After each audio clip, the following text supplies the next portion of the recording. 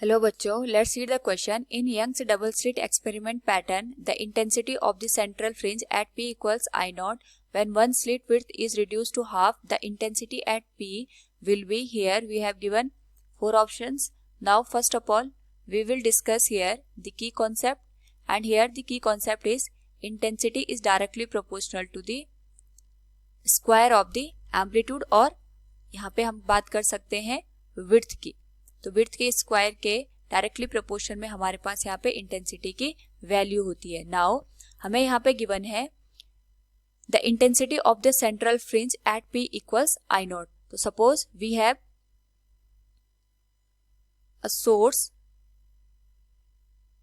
With intensity, हमारे पास यहाँ पे S1 की गिवन है दैट इज I, और जो हमारे पास सोर्स S2 गिवन है उसकी इंटेंसिटी भी हमारे पास यहाँ पे सेम गिवन है I.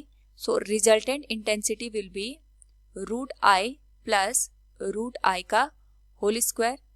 इस केस को अगर हम सॉल्व करें it will be 2 root I whole square, it will become 4 into I.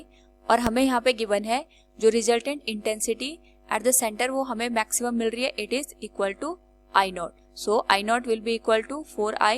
यहाँ से हम लिख सकते हैं जो I की वैल्यू हो गई it will be I naught by 4. It will B equation number first.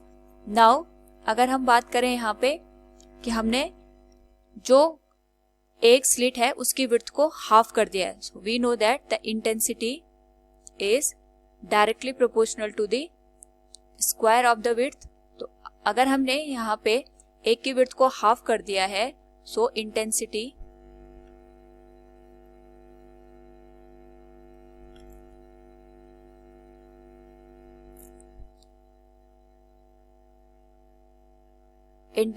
will be directly proportional to the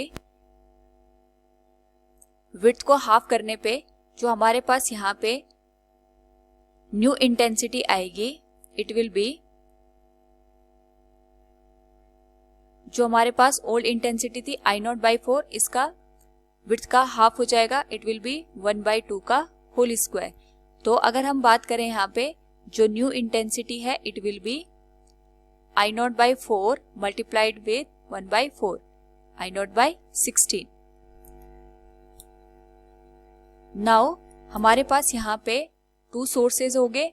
एक सोर्सेज जो हमारे पास यहाँ पे S1 है उसकी इंटेंसिटी हमारे पास हो गई I नॉट बाई 4, और जो हमने रिड्यूस करके हाफ कर दिया उसकी इंटेंसिटी हो गई I naught by 16.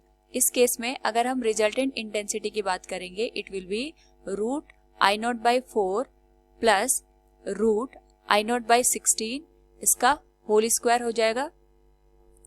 So solve करने पे this value will give us IR dash will be I naught by 2 plus I naught by 4, इसका होल स्क्वायर. एलसीएम लेने पे the whole value will be 4, this will be 3I naught by 4. So resultant intensity will be 9 I naught by 16. So it will be our final intensity, that is 9 I naught by 16. So from the given option अगर हम बात करें यहाँ पे we can say here the intensity P will be 9/16 I naught. Option D will be the correct answer. Hope all you understood it. Thank you and best of luck.